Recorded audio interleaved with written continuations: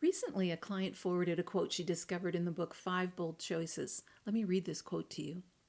The very difficulty before you is the portal of your significance, and the bold choices you make now in those tough times will determine your better tomorrow. Why do I love this quote? Because it reflects God's truth. Hi, I'm Kirsten D. Samuel, Aftershock Recovery Method Coach.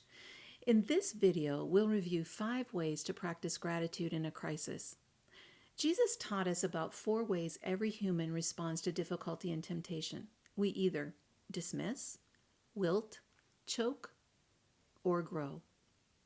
As Jesus unpacked this story with his disciples in Luke chapter 8, he explained the 4 different ways we respond to hearing the truth. Number 1, dismiss. When we can't see or hear God's truth, we tend to dismiss it.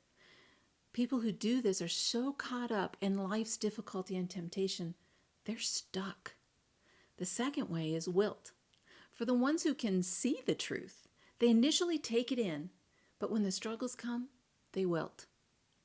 Number 3, choke. There are also those who see the truth, begin to act on it, but then choke on the pain, temptation, and life circumstances. Eventually, you'll quit fighting. Number 4, grow. The victorious ones are those who hear the truth, grab it, deal with each crisis as it comes, and personally grow or mature to change their future. Years ago, I learned that to be a victorious one, to grow, meant practicing gratitude in the crisis. Well, how do we honestly practice gratitude in the crisis? Let's look at these 5 ways. First, morning rituals. How do you begin your day? If you've been up all night with a sick child or suffering from anxiety or insomnia, all you might think about is a huge hit of caffeine. Hopefully this isn't your norm. Or when you get up, do you immediately hop onto social media, turn on the TV, or crank up talk radio? I've discovered that how I start my day affects the entire day. Let me suggest a new morning ritual. Start your day with, first of all, drinking a glass of water before you have any caffeine. Your body is dehydrated after sleeping. Wake it up gently with some water. The second thing is to enjoy your caffeinated beverage, if that's what you enjoy.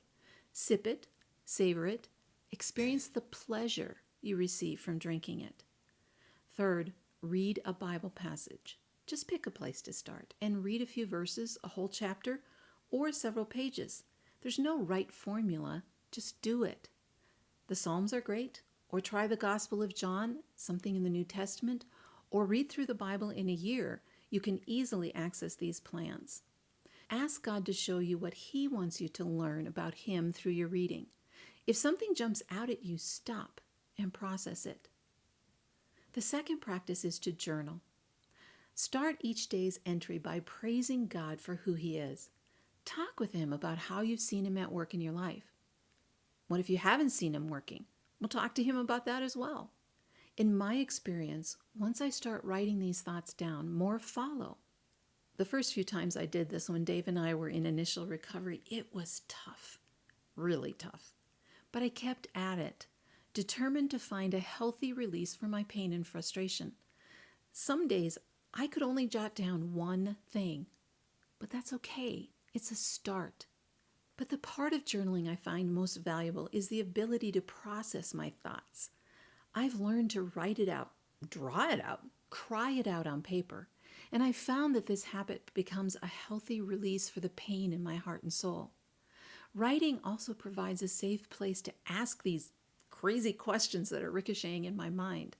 There's no rules or concerns about someone looking over my shoulder or correcting me, just my thoughts and communication with God over time. A funny thing happened though. As I asked these questions to God and voiced the fears and pains and whined out my frustration and sense of loss, God began to answer me. Sometimes as I was whining, a thought popped into my head directly related to the struggle. I'd jot it down. Most often though, something happened during the day to answer that question or shed light on the struggle. On my next day of journaling, I note those answers, and then I praise God once again for meeting me in the crisis. The third practice is to guard your thoughts. Well, how does this help you practice gratitude? Well, think about it. You respond to the information you acquire. Jim Rohn says that you are a combination of the top 5 people you hang out with. So when God brings you people who point you to Him, you find strength. These are people who encourage you and lift your eyes from your problems to new opportunities. However, when you focus on the negative Nancys of the world, you find yourself more frustrated and convinced the world is out to get you. You wilt and choke because you can't get untangled from those weeds. And the ones that are caught in the weeds don't want you to leave, because if you do, they might discover they don't have to be caught there either. Our enemy, Satan, loves to keep us distracted. He doesn't want us to surround ourselves with those who continually point us to Jesus and His way through the pain. In C.S. Lewis's book, The Screwtape Letters, Screwtape explains to his nephew Wormwood that the safest road to hell is the gradual one. Wow, that is true. What better way to derail us from living a profound life than to distract us by ordinary life temptations and to keep us focused on what isn't working the way we want? The 4th practice, speak your gratitude out loud. Sounds crazy, right? However, I can tell you from experience, this simple gesture makes a huge impact on your thoughts, feelings, and actions. The first time I did this, hearing my voice tell God what I felt thankful for changed the atmosphere in the room. I was alone, so it felt safe. I told God I appreciated His continual presence, faithful provision, love, and so much more. Up to that point, I'd journaled and prayed about some of the same things. However, speaking it brought a new dimension to my hope during the crisis. Educators tell us that the more senses we can employ while learning something, the stronger the learning. Amanda Morin, in her article, What is Multisensory Instruction, says, multisensory teaching isn't limited to reading and listening. Instead, it tries to use all the senses. It conveys information through things like touch and movements, called tactile and kinesthetic elements, as well as sight and hearing. She says that kids who learn something using more than one sense are more likely to retain the information. So, my experiment worked. As I spoke out loud, my heart and mind heard the good. That hearing, in turn, triggered my brain to look for other things for which I would be grateful. This process accelerated my healing. The 5th process, tell yourself the truth. You and I are good at rationalization and justification. We think, maybe it's better to ignore what's happening in my marriage. If I don't poke it, perhaps it will resolve itself and go away. We choke the truth and expect our normal to change direction. We can justify our negative behavior, but get angry about his. Or we resort to negative tactics to try to heal the wounds we see and feel. But none of it works. Truth-telling involves acknowledging what's happening. We're in a crisis caused by fill in the blank, and seeking the solution to that crisis. God tells us the truth sets us free. When Dave and I faced our marriage crisis years ago, I wasn't sure God was right about telling the truth. I was sure I'd be rejected or ignored, condemned, judged, or laughed at.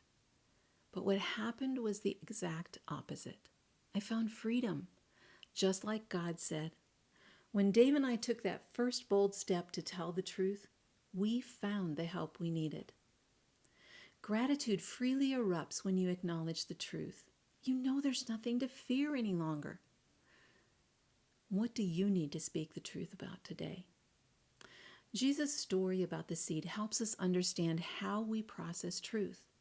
It's time to choose to grow and learn to express gratitude about what God does in our lives every day, even in the crisis. Throughout the entire process of my healing, which continues today, I've learned the more I practice gratitude about the small and large things, the more I see God's goodness and life's possibilities. Which one of these practices would help you discover more gratitude in your crisis? If you find yourself stuck, please reach out. I promise to listen, encourage, and help you discover a way forward. Perhaps we'll even find a few new ways to express gratitude. Just hop on over to KirstenDSamuel.com and click the blue button. Let's talk.